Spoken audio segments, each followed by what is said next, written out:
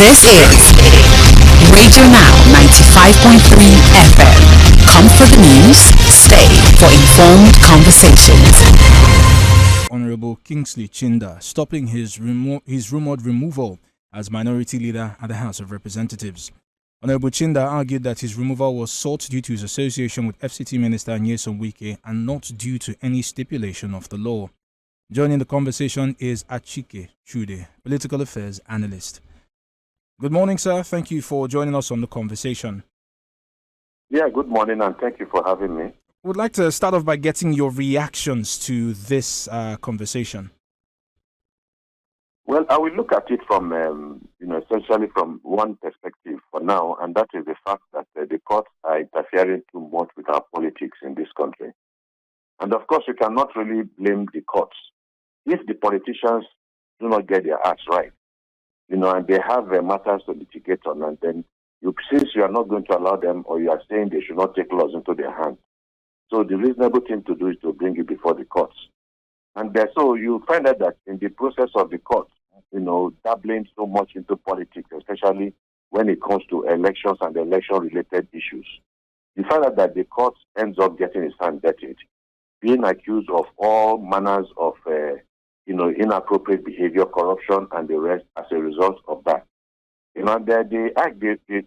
Nobody, has made it imperative to begin to ask themselves how we can ensure that cases especially electoral related cases, are no longer litigated upon by the courts the way they have been doing it in the past. And so, there's a bit of contradiction in a way, because you remember, the rulings of the courts, usually when it comes to electoral matters, is that when you have that they do not like to interfere with the internal dynamics, the internal politics of political parties. Sometimes when you bring a matter to the court, they ask you, if you're not, you could be a member of a political party, but they also ask you what your relationship with that particular issue is. And then they discover that, for instance, you are not a candidate in a particular election, and that they will tell you that you are an interloper, in a medicinal interloper, you have no business, with this matter. You do not have locus because you are not a participant.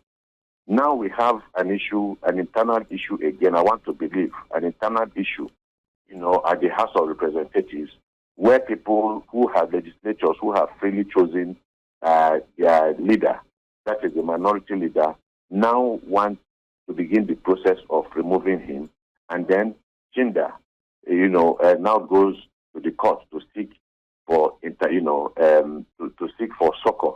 Obviously, well, the court agrees with him. Chinda is making the claim that the process, yes, he admits the fact that there was a process that led to him being made a member, the minority leader for the minority parties in the House, and that there is a specific, the Schedule 11 of the House of Representatives that sets down the template, the regulation for removing him in power. And his contention is that has not been followed. Right. That is why he has sought the recourse, of the court, recourse to the court. So we understand that, the minority caucus will be meeting in the House of Representatives. Of course, the National Assembly is resuming plenary later today in just a few hours or so. I want to take you back to your comments about the courts meddling in our politics. It's worth also looking at a more significant angle with this particular case, because it's also a matter of the judiciary wading into what is a legislative matter. If you remember with the Senate and the matter between Senator Akpoti-Uduaghan and Senator Akpabio, there's that whole business where they say, look, the Senate has standing rules, and as such, the judiciary should not be wading into what is their own laws that govern their own activities. Do you think that we can draw a proper relationship between that summation and what is happening here today? Well, it's about attitude, and it's about positions that people take when certain matters favor them and when they do not favor them. Because the same Senate and the senators will tell you, again, depending on the context, that the court has made a pronouncement, and then when a court has made a pronouncement, whether you like it or not, you are bound to follow the pronouncement of the court, as a subsisting, pronouncement. and that if you do not like it, you could seek recourse to higher court. That's what they have always said. But the issue is that with the Akpoti Uduaghan issue, you now see them making an argument that they have their own internal practices and procedures, and that it is not the duty of the court to interfere. And the reality is that when you are talking about wisdom, to whom should the people adhere to? It should be the courts, really. Even if you feel that they are interfering unduly, it should be the court, because we're in a country where you do not respect the rulings of the court, then you are inviting chaos and anarchy ultimately at the end of the day. But the courts themselves should be circumspect about being used by the political class, because this is what they have always done. Except the court is also happy about being called upon to intervene in a political situation where it may be, as some people have speculated, they end up making so much, in terms of what they get, in terms of corruption as a result of their involvement in political matters. Of course, you know that today Nigerians generally do not have a very rosy picture of the courts and the integrity of the judiciary. I think they've lost that fabled respect, that respect that people used to have for them, and that essentially it has been because of the intervention of politicians, in their relationship and interaction with judicial officers. So let me bring your attention to the politics of the matter. Usually with the National Assembly, there's always this public perception that if the ruling party wants something, even the minority party sort of toe the line. In this case now, you're talking the minority caucus, and the specific person involved is Mr. Nyesom Wike, Minister of the FCT, as controversial as he is across politics in the country today.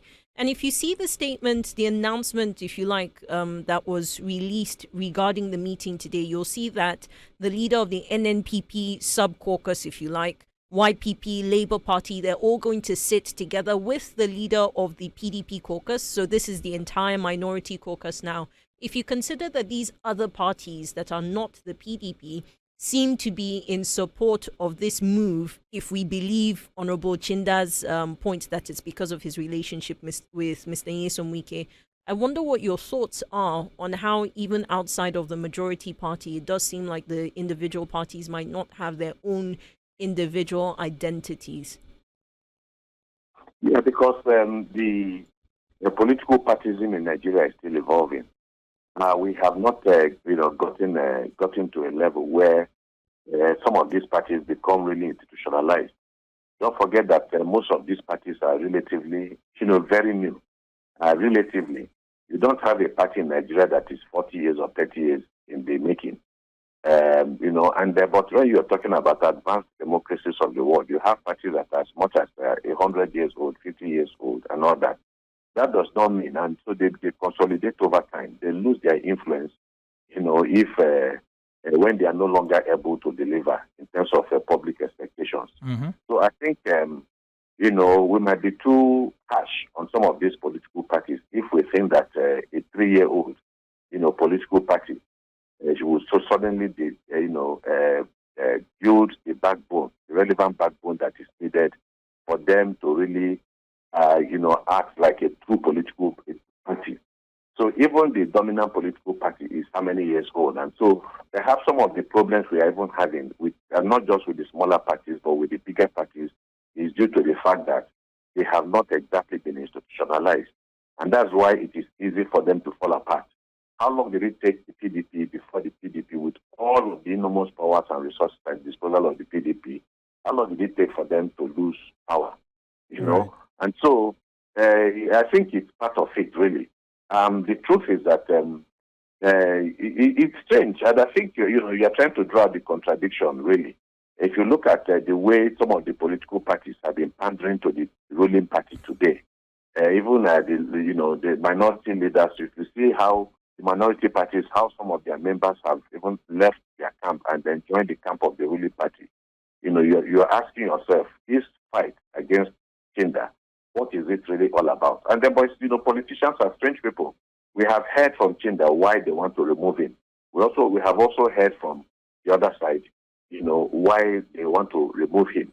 Accusing him of being cahoots in bed with the ruling party, the APC. Right. Forget the fact that Chinda says that Nyesom Wike is a member of the PDP. Yes, he's a member of the PDP in name, but in practice, he's more of an APC person. So there are some contradictions. We don't know exactly where the truth lies, but maybe we'll just wait and see how it continues to play out. Indeed. Mr. Chude, thank you very much for your time on this conversation. Achike Chude is a political affairs analyst who joined us this morning to speak on a court ruling obtained by Honorable Kingsley Chinda, stopping political parties in the House of Representatives from removing him as minority leader. His argument is that the moves are politically motivated and not as a result of any stipulation of the law. You're still listening to Radio Now 95.3 FM Lagos, your Beyond the News station. We urge you to stay tuned as the conversations continue right here on Now Breakfast. This is Radio Now 95.3 FM. Come for the news, stay for informed conversations.